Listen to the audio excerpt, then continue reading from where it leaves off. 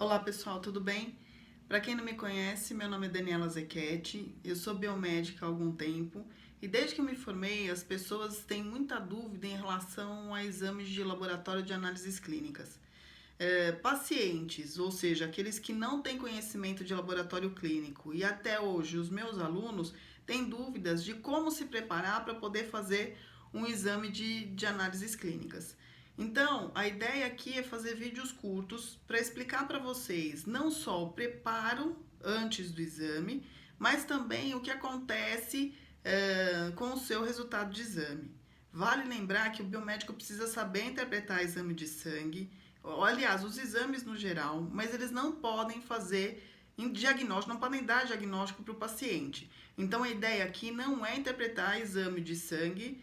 Claro, depois eu deixo o meu e-mail aqui, se alguém tiver dúvida pode me perguntar, mas a ideia não é interpretar exame de sangue, é explicar o porquê que eu tenho que fazer algumas coisas para colher o exame, como é feito o meu exame e por que algumas coisas acontecem aí, por que elas têm que ser desse jeito. Então hoje eu queria falar um pouquinho para vocês sobre aquilo que muita gente me fala: poxa, mas eu fui no laboratório e colheram um monte de tubo meu. Vários tubos, cada um de uma cor diferente. Por que tinha que colher tudo aquilo, né? Acabaram com o meu sangue, colheram todo o meu sangue. Bom, primeiro vocês podem ficar tranquilos, porque a gente tem uma média aí de 4 a 5 litros de sangue no corpo e cada tubinho que é colhido, dependendo do tamanho dele, ele vai de 3 até 8 ml de sangue. Então, mesmo que colher 10, 15, 20 tubos, a ideia aí não é, quer dizer, não acabou com o sangue do paciente, tá bom? Eu queria explicar para vocês por que tem cada tubinho, cada um de uma cor diferente. Bom, primeiro, o médico solicitou alguns exames para vocês e esses exames precisam ser colhidos em tubos específicos e cada um existe um porquê. Então, por exemplo, quando é colhido um tubo de tampa azul, esse tubo de tampa azul, ele tem dentro dele um anticoagulante. Eu não sei se vocês conseguem verificar esse anticoagulante nele, mas esse anticoagulante é chamado de citrato. O que tem dentro desse tubinho, né? O que faz esse anticoagulante? Esse anticoagulante, ele preserva a sua coagulação, ou seja, ele evita que o seu sangue coagule antes de fazer o exame. Então eu consigo fazer o seu exame com o que a gente chama de sangue total, ou seja, aquele sangue vermelho que sai quando é feito a coleta, e depois ele vai para um processo onde a gente vai separar esse material, mas eu consigo fazer a separação porque ele não está coagulado. Então é colhido no tubo de tampa azul. Já o tubinho de tampa cinza, que também tem um coagulante lá dentro, é chamado de fluoreto, esse anticoagulante ele serve para preservar a sua glicose. Então a ideia é fazer a coleta nesse tubinho para sugerir ou pelo menos diagnosticar pacientes que podem ser diabéticos. Então, se eles são diabéticos, eu preciso dosar a glicose.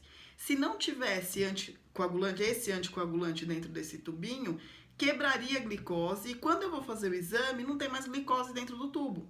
Então a ideia é preservar essa glicose que saiu da sua circulação, que saiu do seu sangue e que foi para dentro do tubinho e eu consigo então fazer o teste, fazer o exame e verificar se existe uma glicose alterada ou não.